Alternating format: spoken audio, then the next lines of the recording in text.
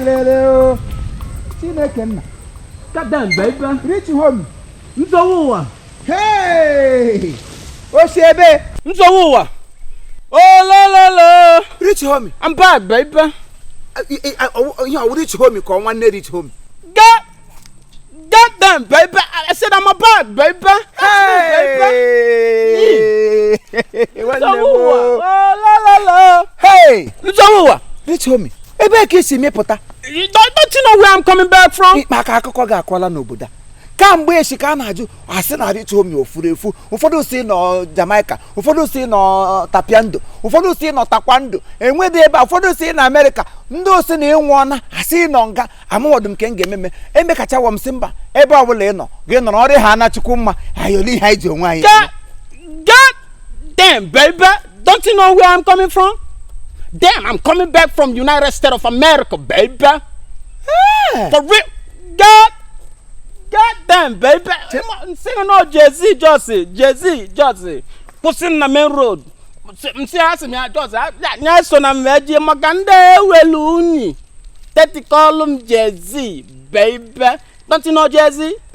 Jay-Z, the money bag. I say me a Jay-Z. I'm babazia na. Mama lose a messy babenam. Me double this money bag from United States of America, man. Too much money bag in this bag, baby.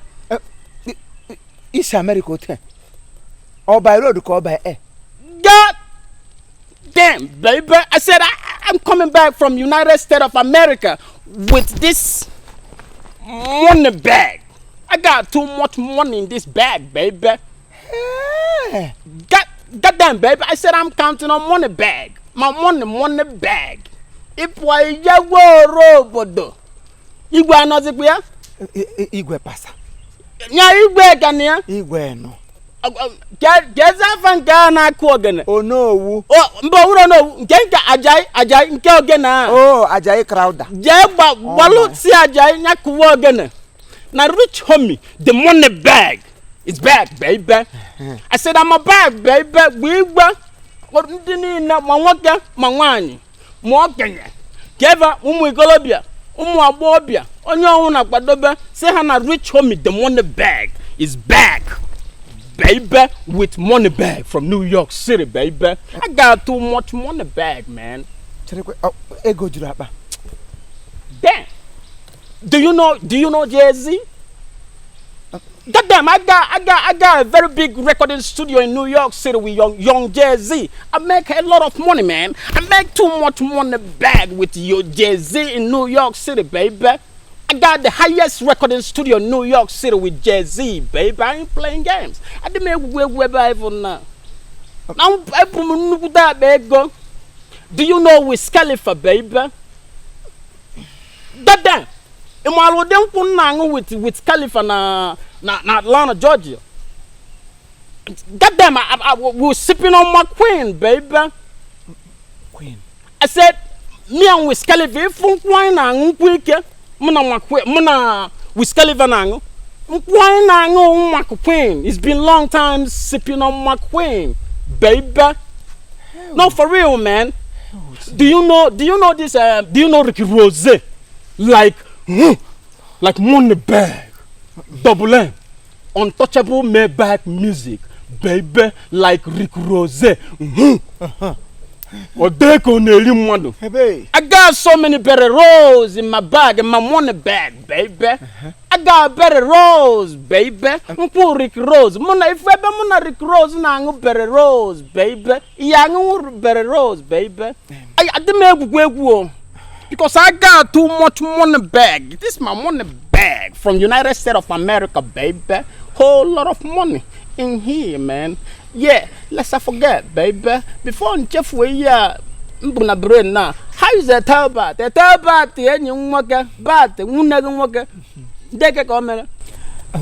Oh, the tailbat not the Lagos. What of how is your mama? Mom not going on Nulu. What of that our native doctor, baby?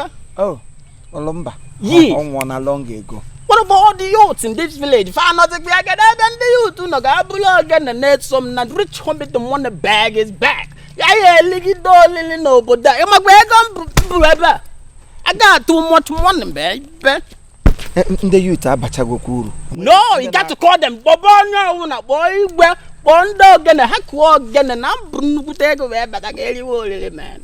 Nsogbu anọ ihe mere n'ugwu na ama abịa n'ụlọ ka m bịa were ihe ahịa kem maka ịkọwacha ihe nga ya ga-ala. No, that's good, man, because it's been a long time sipping on my queen with Wiz Khalifa, baby. From Atlanta, Georgia, baby. No, for real, man, it's been a long time sipping on Berry Rose with Rick Rose, baby. No, for real, man. I want to tell me. You want to sip? I want to go maybe see now. You can boil my queen. Kisi pueto muna Wiz Khalifa sip in Atlanta, Georgia, baby. You wanna sip? Baby. I know it's been a long time sipping. Baby. Come on, let's go, baby. I got too much money in my bag. Let's go to my house. Can you show me around? Who's what? Goddamn ninja. I got too much money in my bag, baby. Let's go, baby. Then follow me and go, baby. Do you wanna sip on my queen? So I said, do you want to sip on my queen? Am I hearing? It's on my queen. Okay, girl, I remember Benulo. All right, no problem, baby. After Biang on my queen, I'm my queen. It's on Kerry Rose. You call no Bianulo or because I'm only a news of Gavan to room with the baby. Ninja, one need oh baby. No problem, baby. So what? So goddamn, baby. Too much money bag in my bag, baby. Ebo. Hey, yo, bube. Hey, what's so bad, little Bodayo? And they chose to search for Shindekenan. They buffer fight and time here minutes time. How land there, baby. Now I go to my grandma go me him here to go to here. Oh, more baby. Hey, Bella, have a cockroach. Baby said go ye. Ishi George bata igeshima lawyer bata very soon all the judge they look about baby we make one warrior flat like for real, baby. Nsogbu Uwa. Nsogbu Uwa. The rich homie, baby. The money bag, baby. That's what they call me, baby. They call me in New York City, United States of America. Rich homie, the money bag, baby. Say that again. Let me hear you say that. Rich homie, the money bag, baby. That's what they call me in United States of America. Rich homie, the money bag. Alpha, Kajezi, na Gemavia, Wiz Khalifa, Njana Rick Rose, like money bag. Ava Rick Rose to Nobia my studio in New York City, baby. Nsogbu Uwa. Do I'm rich homie the money bag, baby? Rich homie the money bag, baby. Nsogbu Uwa. Do I'm rich homie the money bag, baby? Rich homie the money bag, baby. Nukuta bego rich Dolan. Nsogbu Uwa na lan. Ebe. Iha. Oh. Iha. Oh, my queen. Nsogbu Uwa. Can't tell you Italian foreign hot drink, baby. Esonye na nwego nsogbu baby. Ka ṅụ m nkwụ ọkụ ma dị ka Mario te. Ma foze nga m ṅụrụ nkwụ ọkụ mkpọkọrị. Alakreja. I got so many foreign drinks in my money bag, baby. I got my queen, baby. I got Berry Rose, baby. Cho Berry Rose. I got ngwadu mobutele. You know, Rick Rose na airport. Mbeba nye plane we nataba. Nko we cholo. Ki cholo go. Icholo go. Nye go kan wono kan nsuchili nyo go ge funi benu. Igbo. For me, God, you don't have problem, baby. Bara chobedi gbamnam. Chobedi me gbara. Ara bad Mario te ma fon gara bara mara kurelu no brawan o. Goddamn, baby. Rick Rose. Mo na bomi ya. If onye na bomu Rick Rose, the money bag, baby. Nuku do onye go. Nyanto. Yeah, Rick Rose. The money bag, baby. Rick Rose, the money bag, baby. Yeah, what's going on, baby? Oh, one of my mansion? Oh, in Atlanta, Georgia? Goddamn, baby. Oh, you wanna sell one of my mansion? How much are they pricing it? Oh, 22 million US dollar, baby. God damn, baby. Oh, the one that has 122 rooms up and down outside, baby. Oh, the one that has 122 rooms up and down, baby. Yeah. All right, man. All right. No problem. No problem. God damn, baby. Rick Rose, the money bag. Like, actually, one of my mansion in downtown Atlanta, Georgia. But that's by the way. Oh, Mona Rick Rose via Kalizinka. Hey, Nsogbu Uwa. Get if only live only. Oh, no more rich homie. The money bag is around. Here, man, no what much. Diko taishire pa n'uzo mgba anyị lọtaga. Sị na m ga-abịa n'ụlọ ka m bịa kwuru ihe ijiri lọta. Ya chọkwa m sị ka m buru akpa sa mba elele m anya ofu akpa ka ibu. Aga m eji akpa bi ibu ofu akpa. Ọ bụrụ na ego igwe dịka ishiri kwe nkwa na ibu money bag lo. Yeah, you know I got too much money bag, man. I got money bag. I will reach on me the money bag. You know I can do a mom put that bag. Can you leave go? Oh la. Nsogbu Uwa. Oh, if you like I can go and get if you don't leave Ozugbo. God damn, baby. You might even man Nsogbu Uwa. If a man no, I go for leg and forget you put up.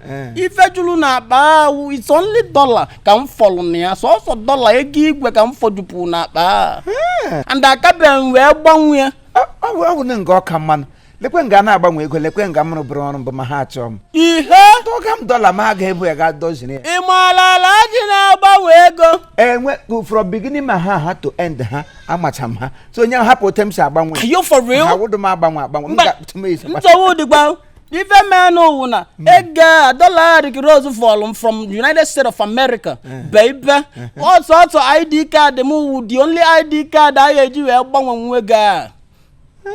So serial number m ga pin ya alaji ayo gbanwe nwe ya me wetara serial number aya nwere ka gbanwe anya wu mma nwoke because no nnukute ego code maka ụmụaka anya dịrọ ha mma oh too much money bag baby ifugo ebe nsogbu ji dị nye mere nsogbu anọwod maka ebe ahụ na m ụdị ego ijiri lo ihe ma nkwa na ụdị money bag ibu ihe private money for private person. Yeah, private dollar for private man. Nsogbu Uwa. Asị gị na otu ID card dem ka eji wee gbanwe dollar m follow.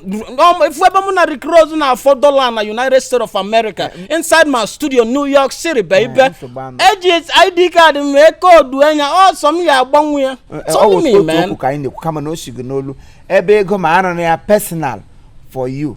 Ego go ego ID card or would ego general.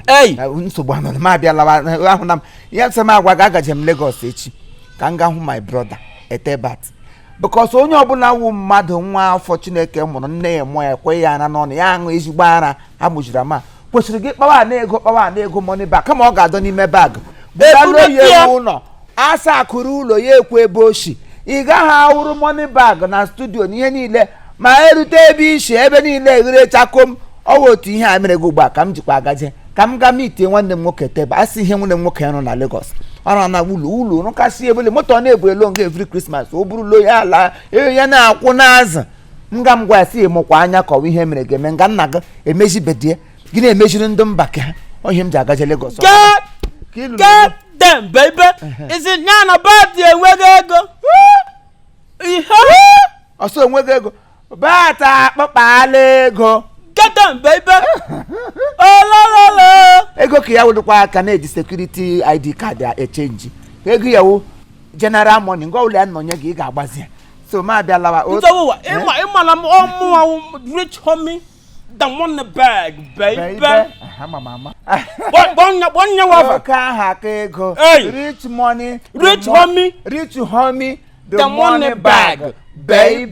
That's what they call me in the United States of America, baby. Oka na-egbu nwa nkịta, baby. Oka afa na-egbu nwa nkịta, baby. I'm rich homie, the money bag, baby.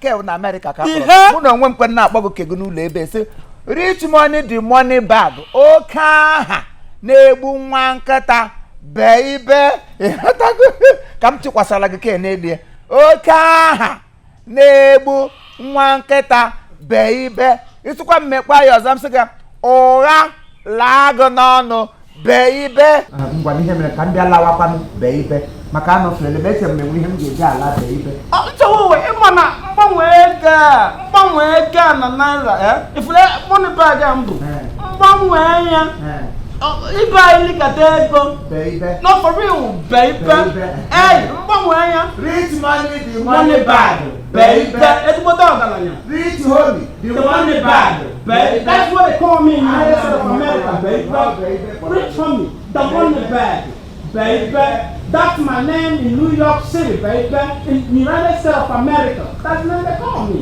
you don't have to go rich homie the money bag baby Nsogbu Uwa mgbanwe dollar ịbịaga mkpụrụ nke ije ime oli na rich homie the money bag baby is in town man let me play my jam ka na-eli ụwa na mbụ nnukwu mma nwoke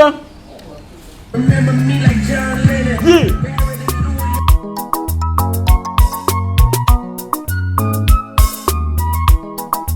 All right, thank you very much. This is Chief Imo and his crew.